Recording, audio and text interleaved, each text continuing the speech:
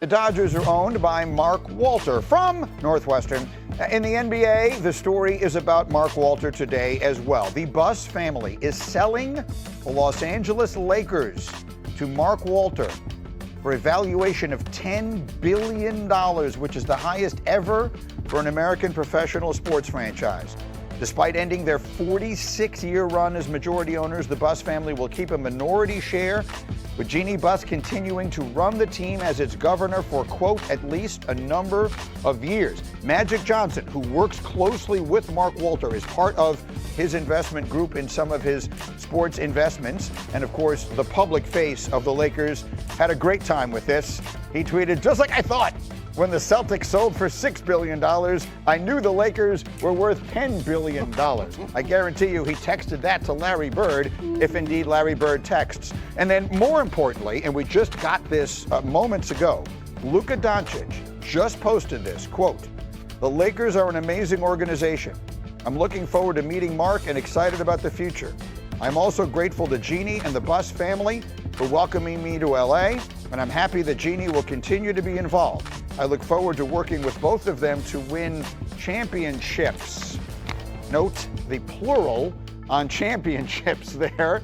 So there's a lot here to digest. And Wendy, we were going to get to the Lakers this morning and their sale and all of that. Let's start there. From the perspective of a basketball fan, the Lakers are the preeminent organization in the sport. What is the significance of this sale? Well, Mark Walter and his group already own 27% of the Lakers, so he's been part of the family for several years, and he had the right of first refusal if the Lakers ever sold. So we knew that someday if this Busses ever reduced their share, that it would likely be Mark Walter who took over, and that is what's going to happen here. Now, when he took over the Dodgers and his group took over the Dodgers, it transformed the entire team. They invested so much money. They revamped their front office, revamped all of their systems, modernized the Dodgers, and turned them into a multi-time world champion.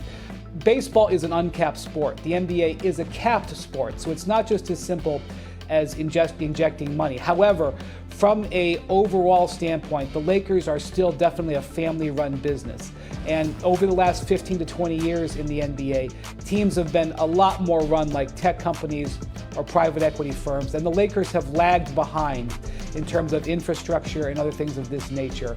And this is where having extremely deep pockets now backing the team could make a major impact. I would think that while all NBA owners are thrilled today that their teams got more valuable with this purchase, that the Lakers potentially could become more formidable, and that could be bad news for them over the long haul. Let's put up C10 if we can, Cindy. Just let's demonstrate exactly how successful the Dodgers have been since Mark Walter and company bought them in late 2011. They have the best record in baseball. They've made the playoffs 12 times, made the World Series 4 times, and won it twice. He takes big swings, trading for Mookie Betts, signing Shohei Ohtani and Freddie Freeman and Blake Snell and many others. Now, as Wendy points out, that's an uncapped sport. Basketball is a sport with a salary cap, but having that kind of money behind an organization does matter. It does make a difference. Now, that said, when you hear Luka Doncic tweet, Markeith, and you know him well, you've played with Luka forever, or not forever, but you played with him in Dallas and then went with him to LA. When you hear him say, "I look forward to working with them to win championships," what is your reaction to that? I mean, that's right. Luka is the kind of guy that when he's bought in, he's all the way bought in. I think that, let's be frank, we was in prime position to win the championship this year, but we had a bad matchup in the first round, and, to even say that gives the fans, gives the organization a lot of excitement moving forward, and I'm excited to see how it plays out these next couple of years. Monica, what do you make of Luka saying, "I look forward to working with them to win championships"? Saying all the right things. I mean, that's exactly what you're supposed to say as a guy that is going to move forward as the eventual face of the franchise when LeBron James decides that he's done playing professional basketball. Look, we all know underlying that is what level of commitment are you going to show up with, right? And so I think that this is an opportunity to see iron sharpening iron in terms of a big-time owner that's not going to waste or spare any resources, and hopefully that means to put everything around Luka that he has no excuse not to be successful. Windman, and this is on me because I kind of buried the lead in the question. But the reality is that there is one very big piece of this that has to take place in early August before we can even start having these conversations. Here's Luka saying, I look forward to being part of the Lakers organization and winning championships. But as of this minute, that isn't even a done deal, right? Can you explain?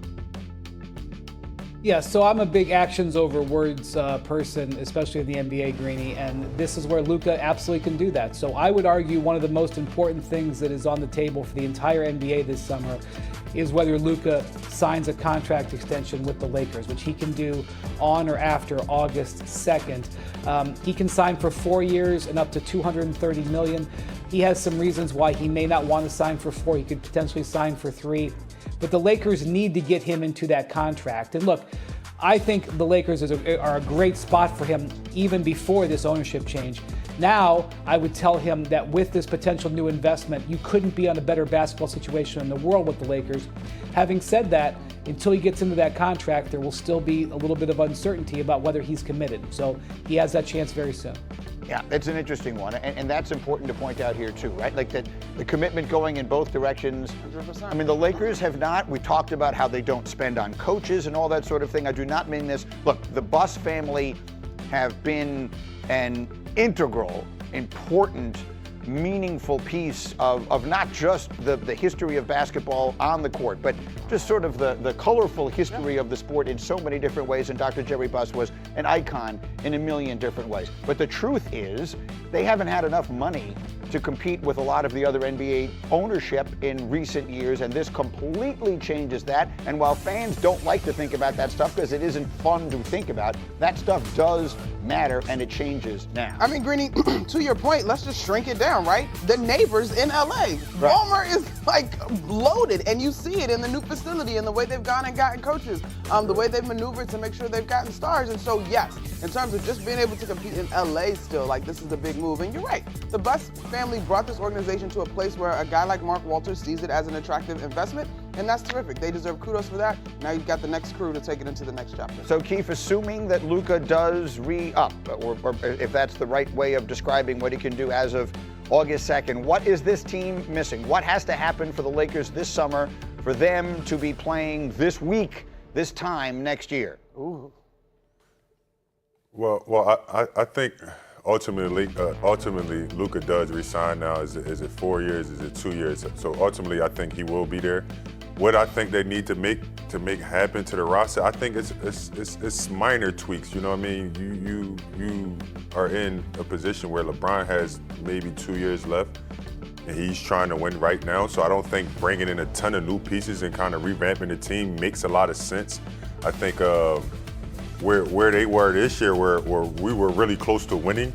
So it's just minor tweaks. You may get a big here and there, but I don't think you move pieces to move core pieces to get a big and mess the team up when in all reality, you only really need one big for the big fella Joker to be able to get to the finals. So I don't think you want to put too much into that. I think you come back with the same core pieces and you just add maybe, a big, and you keep growing your team. You keep growing your team through working them out and just trying to figure out, what's the next step. Is it just little moves around the edges, or is there a big move that they need to make? I feel like a center is a big move, yeah. But I do think that both literally and figuratively. Right. I agree with Keith, though, that they do seem to have a core. When you look at James, Reeves, Doncic, you're starting to get good minutes out of Hachimura. But the center, to me, is a big deal. They got to get somebody that can be bona fide in the Western Conference where size is a thing. Wendy, final word on that. What's the expectation?